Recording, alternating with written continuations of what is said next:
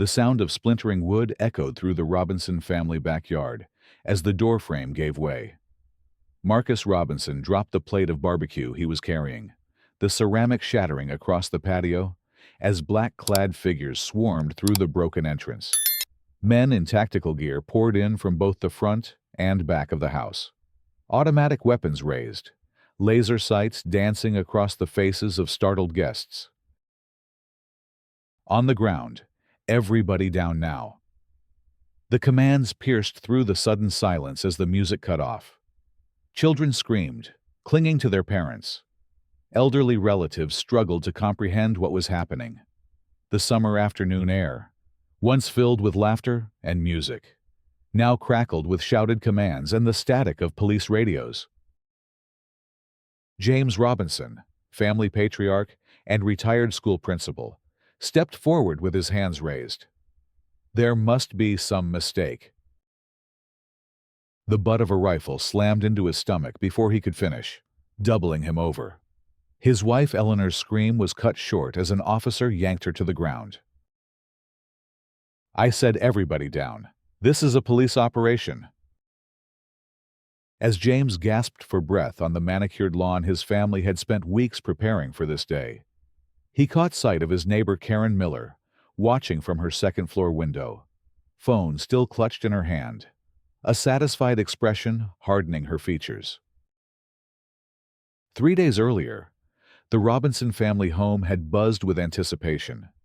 The annual Robinson family reunion was a tradition spanning 5 decades, growing from a small gathering of siblings to an elaborate celebration that brought together over 60 relatives from across the country.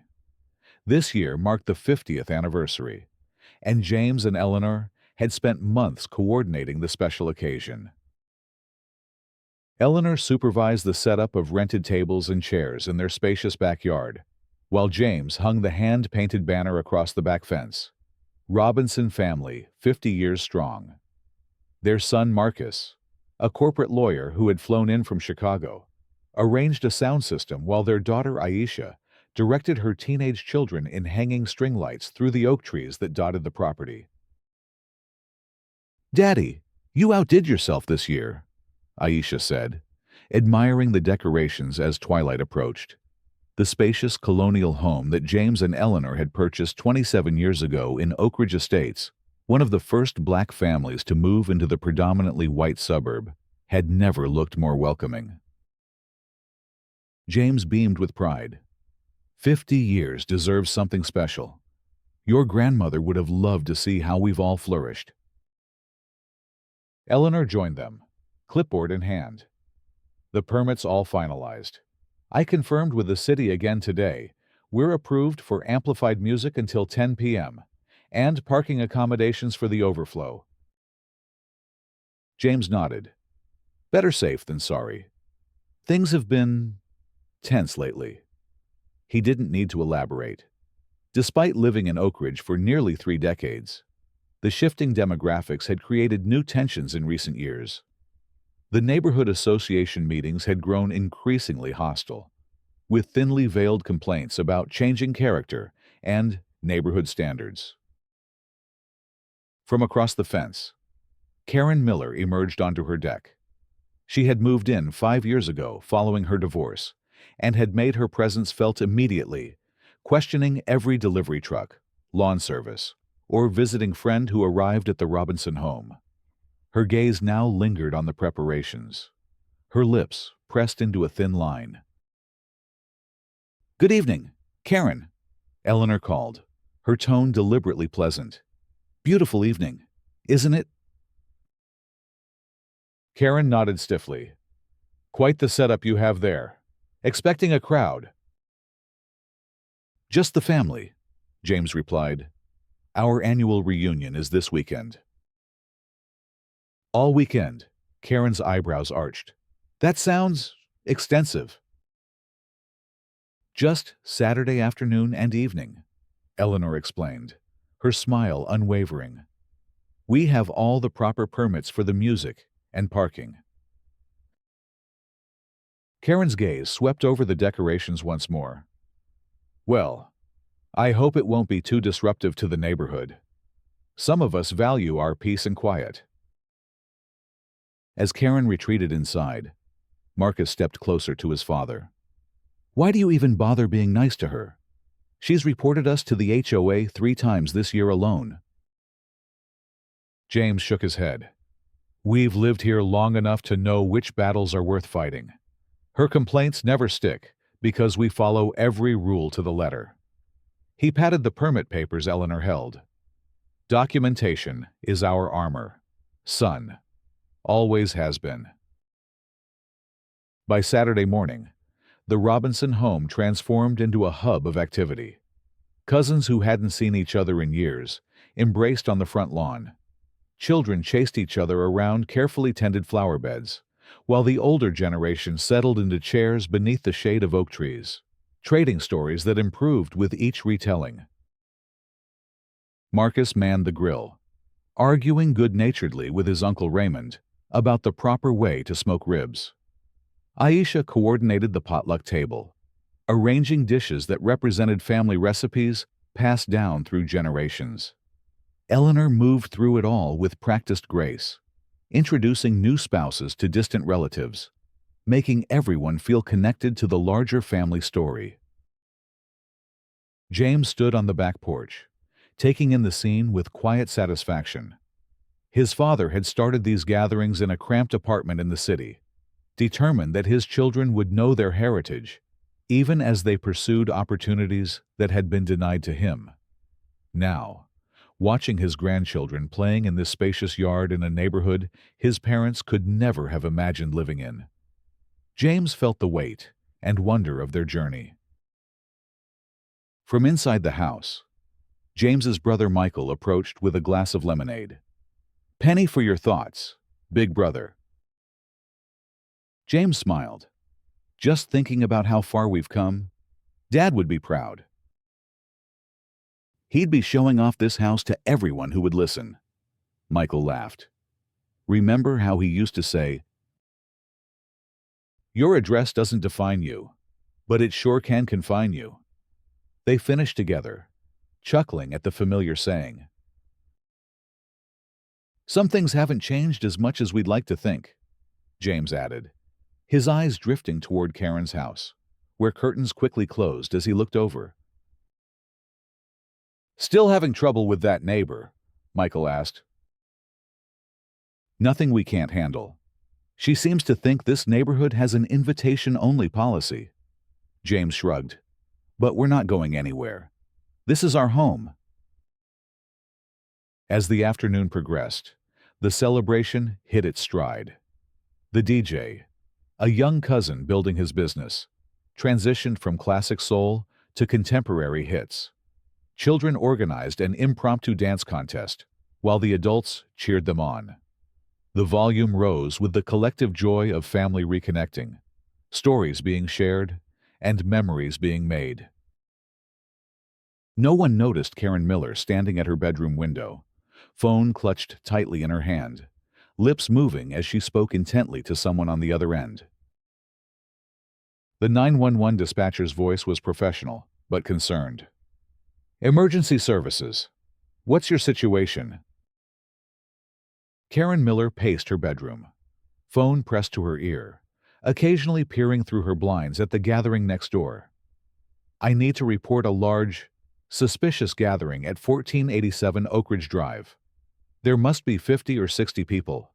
They're being extremely loud, and I've seen cars I don't recognize parking all over the neighborhood." "Ma'am, has anyone threatened you or engaged in violent behavior?" Karen hesitated, only briefly. "They look dangerous. Some of the men are very large, and I've seen what might be gang signs. There are coolers everywhere. Who knows what's in them drugs? Weapons. I'm a single woman living alone, and I don't feel safe." "Are you observing any specific illegal activity?" "They're blasting music so loud my windows are shaking. This is a quiet residential neighborhood, not the inner city, and they've taken over the whole street with unauthorized parking." Her voice dropped to a conspiratorial whisper. "I've heard shouting. Something about taking back what's theirs." It sounds like they're planning something. The dispatcher's tone shifted slightly. We'll send officers to investigate the disturbance. Please, remain in your home. Karen smiled as she ended the call, satisfied that action would finally be taken. What she didn't know was that her call hadn't been the first regarding the Robinson gathering that day. 2 hours earlier, another neighbor, one with connections to the police department, had placed a very different kind of call. "Hey, Jim. It's Dave from across the street from the Robinsons." The caller had said to the police lieutenant, "Just giving you a heads up that they're having their big family reunion today. All permitted and everything, but there will be extra cars and some music. They always wrap up by 10. No problems ever. Just didn't want anyone to be surprised if calls come in." "Thanks for the heads up, Dave," the lieutenant had replied. "I'll make a note in the system." But when Karen's call came through, it went to a different dispatcher, one who coded it as a potential gang gathering with possible weapons, triggering a very different response protocol. Within minutes, what should have been a routine noise complaint was escalated to a tactical situation requiring immediate intervention. The SWAT team arrived with precision efficiency, positioning vehicles to block both ends of the street before officers moved into position. James was just raising a toast to absent family members when the first officers breached the backyard gate. What followed was chaos. Guests dropped to the ground as commanded, many crying out in fear and confusion. Officers moved through the crowd, zip-tying hands behind backs with mechanical efficiency. A table of food overturned as someone was pushed against it. The carefully constructed anniversary cake toppled to the ground. Its message, 50 years of family, faith, and future, smearing into the grass. "I'm reaching for my ID," Marcus announced clearly, slowly moving his hand toward his back pocket. The officer nearest him immediately grabbed his arm, twisting it painfully behind his back. "No sudden movements," the officer barked, forcing Marcus face down onto the lawn. "This is my home," James insisted, still doubled over from the blow to his stomach. "We have permits for this gathering. This is my family." "Shut up." An officer pushed James's face into the grass. "You can explain downtown." Eleanor watched in horror as her 78-year-old mother was handcuffed, the elderly woman's arthritis making the position excruciating. "She needs her medication," Eleanor pleaded. "It's in her purse. Please." Her concerns were ignored as officers continued securing the scene. Children wailed, separated from their parents. Aisha's 16-year-old son Tyler stood frozen, hands raised high, eyes wide with terror, as an officer trained a weapon on him. "Don't move, boy," the officer warned, and Tyler remained statue still, tears streaming silently down his face.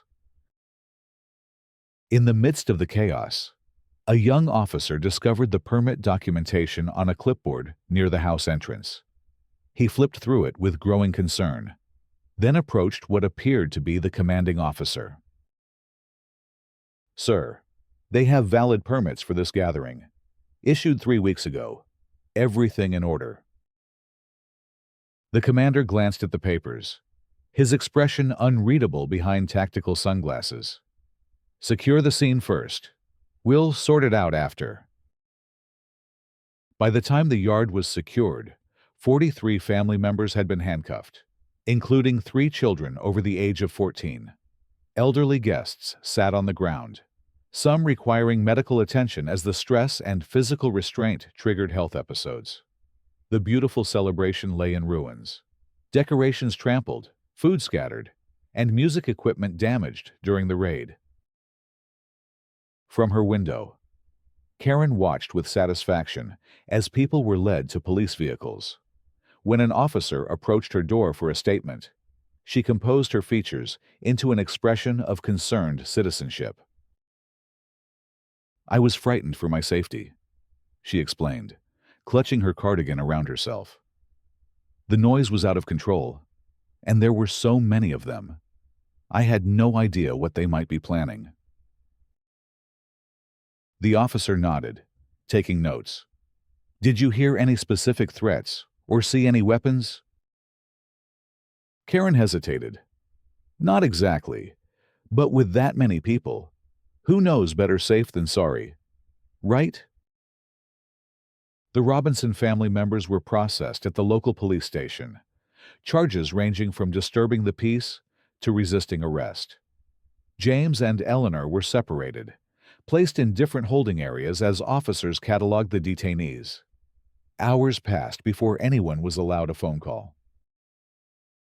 Marcus, his legal training kicking in despite his rage, was the first to contact outside help. His call went to Jordan Washington, a former law school classmate now working for the ACLU. They raided my parents' home during our family reunion, he explained, voice tight with controlled fury. No warrant, no warning. They have permits for everything. This is textbook racial profiling and excessive force. Are you injured? Is anyone hurt? Jordan asked, keyboard clicking rapidly in the background. My grandmother needs her heart medication. My niece has a sprained wrist from the cuffs. My father took a rifle butt to the stomach. Marcus's professional veneer cracked. They treated us like criminals for having a family gathering in our own home. Jordan, in broad daylight. I'm on my way with the team. Don't answer any questions. Tell everyone to remain silent except to request medical attention if needed. Jordan paused. And Marcus document everything. Every bruise. Every damaged item. This isn't going away quietly. While the family members waited in holding cells, the story began to spread. Several teenagers had managed to live-stream portions of the raid before their phones were confiscated. Neighbors who had witnessed the arrests shared footage on social media. By evening, local news stations were carrying the story, showing images of elderly black citizens and teenagers in handcuffs being led from the property. The police department issued a brief statement. Officers responded to reports of a large, potentially dangerous gathering. The situation was contained without serious injury. An investigation is ongoing. This clinical description only fueled public outrage as more details emerged. When the family's permits were verified and the nature of the gathering confirmed, pressure mounted for explanations. Who had called in the report? Why was a SWAT team dispatched for a noise complaint? How had a family celebration been misconstrued as a threat requiring tactical intervention? The first family members were released around midnight, starting with the elderly and those with medical needs. By dawn, most had been processed and released with citations for minor infractions. James, Eleanor, and Marcus were among the last to leave the station, emerging to find a small crowd of supporters and news cameras waiting. James, normally measured and calm, could not contain his anger as microphones were thrust toward him. We have gathered on that property every year for decades. We had permits. We had permission. What we didn't have was the right complexion for our neighbors' comfort. Eleanor, her arm around her shaken mother, added, They didn't even let us explain. They didn't ask questions. They just attacked. Marcus, in full lawyer mode despite his exhaustion, was more strategic. This is a clear case of excessive force, racial profiling, and violation of our Fourth Amendment rights. The Robinson family has been part of this community for 27 years. My father is a retired school principal. My mother ran the community library program. We are filing formal complaints and considering all legal options. Behind the scenes, Jordan Washington was already building a case. Body camera footage had been requested, dispatch records subpoenaed, and witness statements collected. The most damning evidence came from unexpected quarters. 3 different neighbors had security cameras that captured portions of the raid, showing the disproportionate response to what was visibly a family gathering. As the Robinsons returned home to assess the damage to their property, they discovered something unexpected. Neighbors they barely knew cleaning up the aftermath. Dave Thompson from across the street was righting overturned tables. The Chen family from 2 doors down was salvaging decorations. Mrs. Abernathy, an elderly white woman who had lived on the block since before the Robinsons arrived, was directing a group of teenagers in collecting broken glass and scattered food. "We couldn't sleep knowing what happened," Mrs. Abernathy explained, her voice wavering with emotion. "This isn't who we are as a neighborhood." James was touched, but remained guarded. Where was this solidarity when officers were putting my mother-in-law in handcuffs? Dave looked down, ashamed. "I called my contact at the department when I saw what was happening. By then, it was too late. They had already escalated based on a report of possible weapons and gang activity." "Gang activity," Eleanor repeated incredulously. "At a family reunion with children and grandparents?" "Someone deliberately misrepresented what was happening here," Dave confirmed. "And the department responded based on that false information." The Robinsons exchanged knowing glances. They had all seen Karen watching from her window. The investigation moved with unusual speed, driven by media attention and community pressure. When dispatch records were reviewed, Karen Miller's 911 call was identified as the trigger for the tactical response. Her specific allegations about gang signs, potential weapons, and threatening behavior were contradicted by all other evidence, including footage from her own Ring doorbell that showed her watching the peaceful gathering for hours before making the call. 3 days after the raid, as the Robinson family gathered with legal representation to discuss their lawsuit against the police department, there was a knock at the door. 2 detectives stood on the porch, their expressions grim.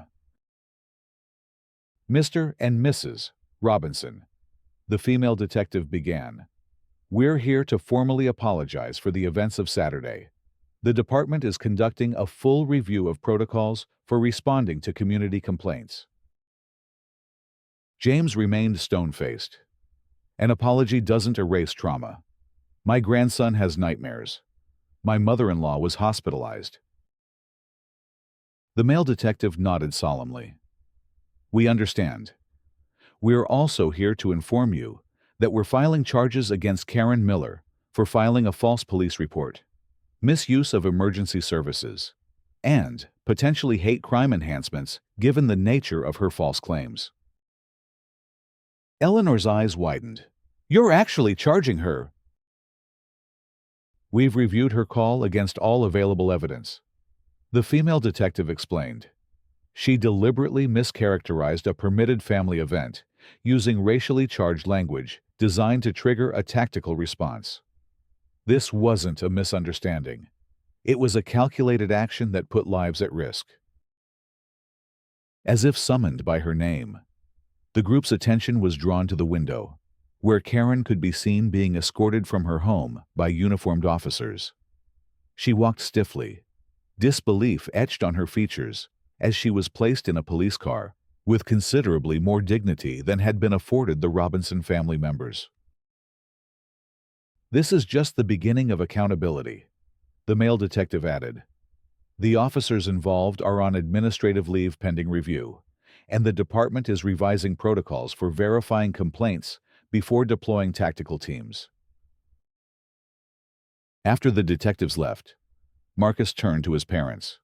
"This changes our legal strategy. We still proceed with the civil suit against the department, but now we have criminal charges backing our claims." James stared out the window at Karen's empty house. "I don't want vengeance. I want change. Real, lasting change. So no family experiences what we did." Eleanor took his hand. "Then that's what we'll fight for." The city council meeting was scheduled for 7 p.m., but by 5:30, the chamber was already at capacity. The overflow crowd spilled into hallways and onto the building steps, where speakers had been set up to broadcast the proceedings. The Robinson case had become a flashpoint for long-simmering tensions in the community, forcing discussions that had been politely avoided for decades. James and Eleanor sat in the front row, surrounded by family members still bearing visible marks from their ordeal. Across the room, the police chief and city officials whispered urgently among themselves, aware that their handling of this situation would define careers and possibly reshape department policy. Mayor Judith Walsh opened the session with uncharacteristic solemnity. "We are here tonight to address the incident at the Robinson family home and the broader issues it has raised about policing, community relations, and the safety of all citizens regardless of race." For the next hour, community members approached the microphone. Some defended the police, citing the challenges of responding to emergency calls. Many more shared their own experiences of racial profiling, excessive scrutiny, or disparate treatment in the community they called home. When James Robinson finally rose to speak, the room fell silent. He stood tall, his educator's presence commanding attention as he surveyed the gathered officials. "I moved to this community because I believed in integration, not just of neighborhoods, but of hopes and possibilities. For 27 years, I have served on committees, volunteered at schools, and believed that by being model citizens, my family would be seen as neighbors, not intruders." His voice remained steady, despite the emotion beneath his words. Last Saturday proved that for some, no amount of permits, property taxes, or community service will ever be enough to make us belong. He placed a stack of documents on the podium. "These are statements from 43 family members detained during our reunion. They include the testimony of a 10-year-old who watched his grandfather assaulted, a 78-year-old woman denied medication while handcuffed, and teenagers who learned that day that their futures in this community might depend not on their character or contributions, but on whether their gatherings make their neighbors uncomfortable." James looked directly at the police chief. "We are not here seeking apologies. We are demanding policy changes that ensure no family gathering becomes a police raid based on the biased perception of a single caller." The police chief stepped forward when James concluded, "The department acknowledges its failure in this instance. We have already implemented changes to dispatch protocols, requiring multi-source verification before tactical deployment. Additionally, all officers will undergo enhanced training on implicit bias and appropriate response scaling." These statements were met with skeptical murmurs until Marcus Robinson approached the microphone. "Words and training seminars aren't enough. We need structural accountability." He outlined a detailed proposal developed in consultation with civil rights attorneys and community advocates and independent review board for police actions. Body camera requirements with penalties for non-compliance, and a community response team for non-violent situations. The most groundbreaking element was what became known as the Robinson Rule, a requirement that complaints about gatherings on private property be verified by multiple sources or visual confirmation before any police response beyond a standard officer visit. The debate continued for hours, passionate but largely constructive. By the meeting's end, the council had agreed to establish a working group to implement many of the proposed changes, with James, Eleanor, and Marcus invited to serve alongside police representatives and community advocates. Outside the chamber, reporters gathered around the family. "Do you consider this justice?" one asked. Eleanor answered, her voice steady. "This isn't about justice for one family. It's about safety for an entire community. True justice will come when a family can celebrate their heritage without fear of being criminalized for it." The weeks that followed brought significant developments. Karen Miller faced her preliminary hearing, looking diminished, without her usual confidence, as evidence of her deliberate misrepresentations was presented. The judge denied bail, citing the serious nature of filing false reports that resulted in potential danger to dozens of citizens. The police department officially apologized, settling the civil lawsuit with a substantial payment that the Robinson family largely directed toward establishing a community foundation focused on neighborhood integration and education. 2 officers involved in the raid resigned. Several others faced disciplinary action for excessive force and failure to properly assess the situation. Most significantly, the City Council unanimously passed the comprehensive Community Gathering Protection Ordinance, which included the Robinson Rule, along with new standards for police response to noise complaints and private gatherings. Similar measures were soon proposed in neighboring communities as the case gained national attention. For the Robinson family, healing came more slowly than policy change. Younger children remained fearful of police vehicles. Older family members grew reluctant to visit the once beloved family home. The psychological wounds inflicted that day would require more than legislation to heal. 6 months after the raid, James stood in his backyard, surveying the space that had been restored, but somehow never quite felt the same. The sound of a car door closing drew his attention to the driveway, where Eleanor was helping their granddaughter Maya from the car. Grandpa, Maya called, running toward him with something clutched in her hands. "Look what we made at school." She thrust a colorful flyer toward him. Robinson Family Reunion and Community Celebration. It read, "All neighbors welcome." James looked questioningly at Eleanor, who smiled. "Maya's class has been studying community activism.